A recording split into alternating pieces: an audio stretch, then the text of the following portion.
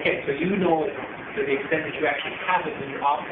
I know in the UK there's supermarkets that have fair trade species as well. Right. Yeah, it's not as widespread as it should be. I mean, But it requires what? What does it require to have a fair trade product? Whatever it's coffee, tea, it doesn't matter what it is. What's required for a fair trade concept to work? well, for the people producing it, about life is balanced and Sustainable. sustainable opportunity for them to enjoy the things that they should be able to enjoy in life, Right. rather than having to be a wage, what they call a wage slave. Right. So sustainable purchasing is actually what we used to do. You know, when we were years and years ago, before we were complicated financial systems and distribution systems and big box stores and all that, we used to think in this way. We used to think about where do we buy our sugar and our wheat? Where do we buy it? We buy it from the guy in the town that collects it. When we buy it from the guy in the town, he pays taxes, he educates his children with that money. You know, that's part of the economy. So you as a consumer, we're part of the economy. We're doing things in a cooperative way. We have to get back to a more rational method of consumption. So that's where the three fingers comes in. It's a thinking process of how do we live our lives. We want to have fun. We want to have parties. We want to meet people. We want to do all that stuff. And we want to have nice bags and clothes. We want to do all that. But there are choices. You know, when you come in stores, although the coffee is a good example, not sure, but if you start to ask for it, some companies going to bring it. You know, Starbucks used to have a lot of promotion about fair trade, but I went yesterday to look and see at Starbucks if they had anything about fair trade. So if they don't have anything about fair trade, nobody acts. In North America, it's all over the place. You know, all the Starbucks, they say, oh, we have some fair trade coffee, and it's great. So, because North American consumers ask for it, they demand it. Not everybody, but some people say, I'm not going to drink your coffee unless it's fair trade coffee. So, if we can start this in China, this will be good for Chinese. Not only good for the world, but also good for China. Because then things like locally produced foods and locally produced products Chinese will demand locally.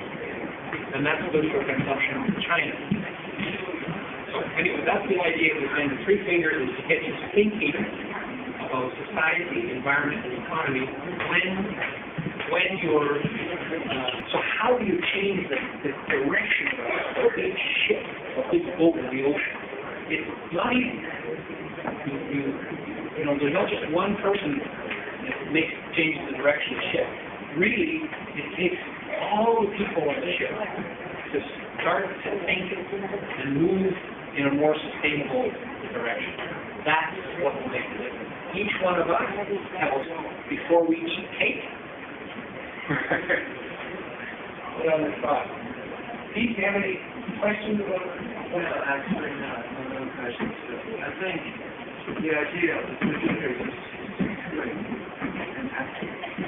You know, I don't know if you ever think about this kind of situation, but we haven't had any rainfalls, any snows for 3 months, at least 3 months, until we entered the winter.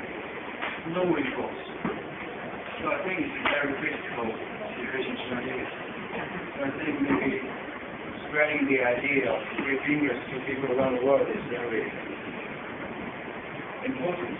And locally, it's very important locally. No rainfall. Where does the water in Beijing come from? Do you know? Where does the water, when you turn on the tap, where does that come from? Either that water gas. Are they north? Yeah.